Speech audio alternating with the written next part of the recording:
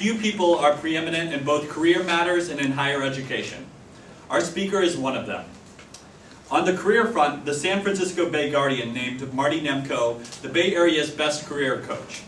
U.S. News and World Report called him career guru extraordinaire. Now in his 26th year in private practice in Oakland, he has served over 3,700 clients and enjoys a 96% client satisfaction rate. His career column appears for 6 years on the front page of a section of the Sunday Chronicle and 3 years in the Los Angeles Times before becoming contributing editor for careers at U.S. News and World Report. His book, Cool Careers for Dummies, is one of that series' best-selling books of all time, reaching #2 on the Wall Street Journal National Business Bookseller list. In a Reader's Choice poll, it was rated the #1 most useful career guide. On the education front, after receiving his Ph.D. from Berkeley, specializing in evaluation of education, and subsequently teaching in Berkeley's graduate school, Dr. Nemko has gone on to have consulted with 15 college presidents and currently is one of the Western States Accreditation Team's task force for increasing colleges' accountability and transparency. His article, America's Most Overrated Product, Higher Education, is among the Chronicle of Higher Education's most clicked on articles. He is here to make the case that higher education, including at Berkeley, is America's most overrated product, as well as how to make the most of Berkeley and how you and your career can help reinvent higher education. I give you Dr. Marty Nemko.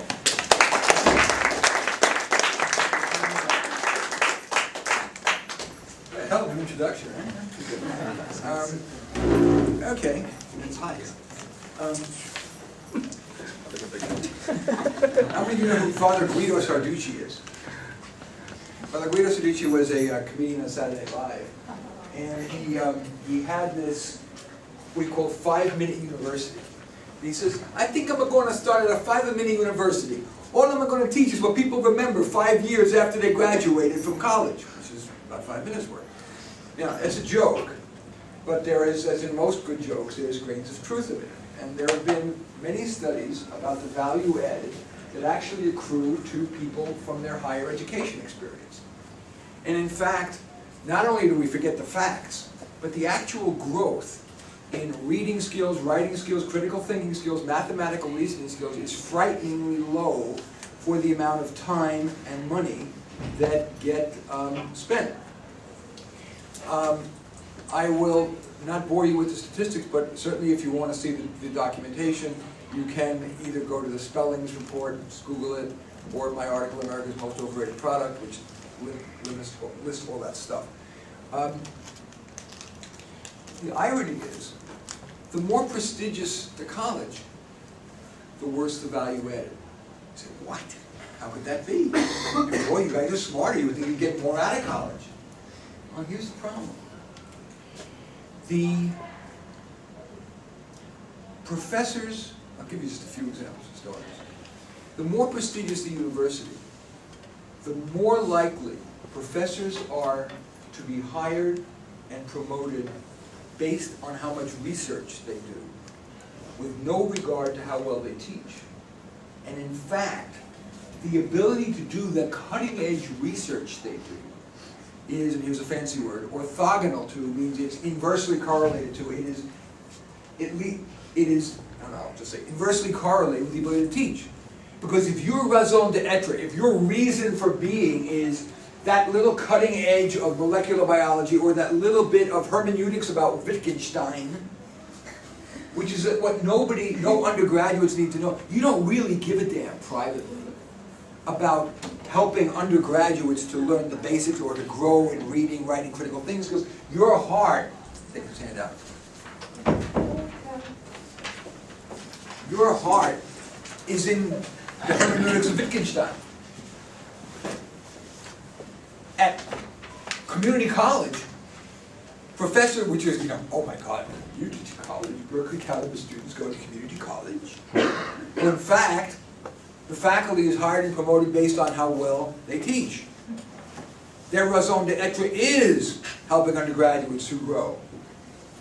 And you talk to almost anybody who, for example, has taken organic chemistry at Berkeley, and then for whatever reason, ended up in community college to take a course in the summer, on average, of course, it's individual crappy professors everywhere, but on average, the teaching quality is better than community college. I see a nod in your face.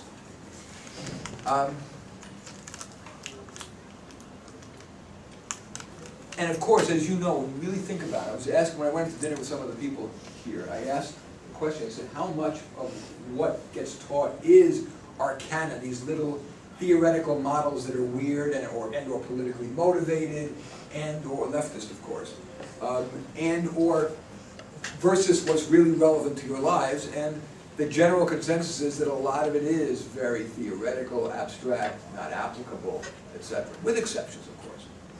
But when you're paying 100 grand for 4 years or 5 years, and you don't realize it because you're young, but these 4 and 5 and 6 years of your life are your most potent, I guess in every possible way,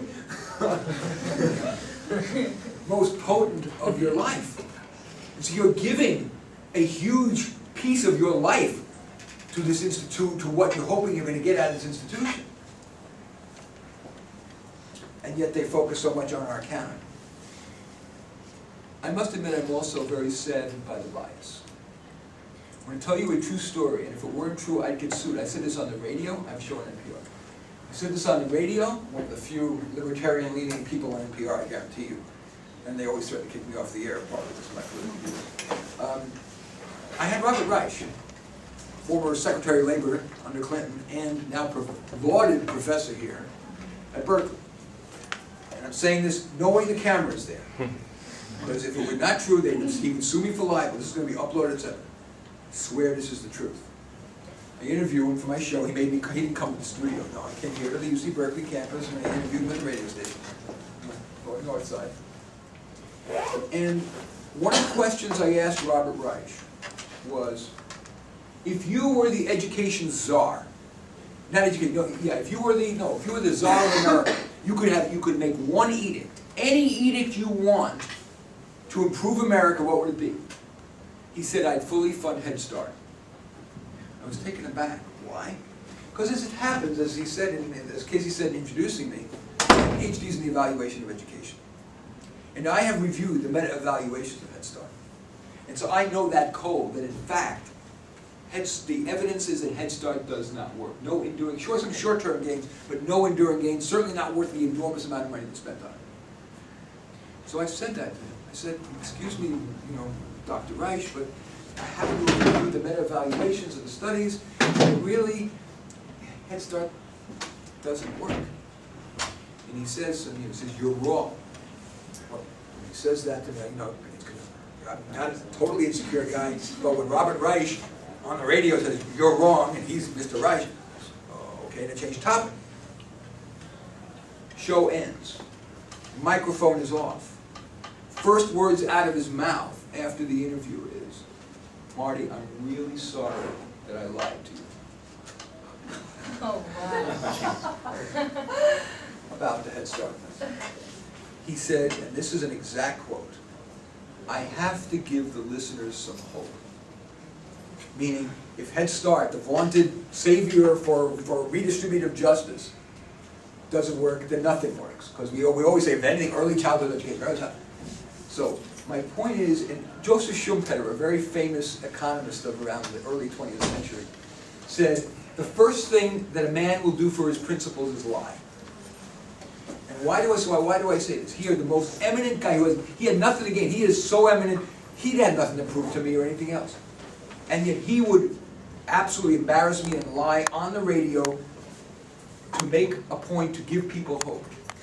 My point is, at this university, and at most of the prestigious universities in this country, where ideology in the social sciences and to some extent the humanities and environmental science and American studies and all those fields are so primary, people are so passionate about their leftist views, it is my strong belief that you cannot feel you are getting a true, honest, full education. The marketplace of ideas that they trumpet in their brochures and websites about the marketplace of ideas and a rich, stimulating diversity of ideas. Where's the ideological diversity?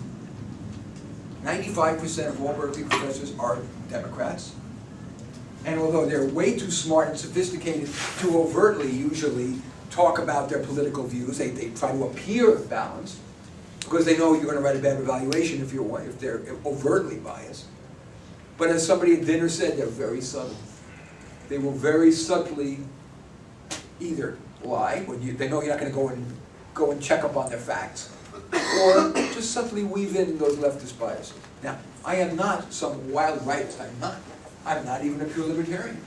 In fact, I'm very centrist. If you read my writings, on my most recent post is on my blog, why have I cooled to libertarianism? So it's not like I'm some paranoid wacko.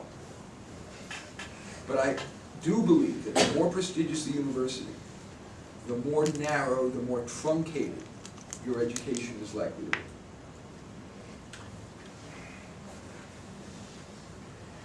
Now, graduation rate at Berkeley isn't too bad. 70% graduate in 4 years, but I'm sure that even surprised you it's that low. I haven't checked that, to be honest. I only checked a few years ago, so I don't know what it is now. It may have changed. Universities change at glacier speed, so it's unlikely that it's changed a whole lot. 4-year graduation rate about 70%. Nationwide, would you care to guess what percentage of students graduate, of those freshmen, who start as freshmen, what percent graduate within 6 years? Anybody care to guess? 45%.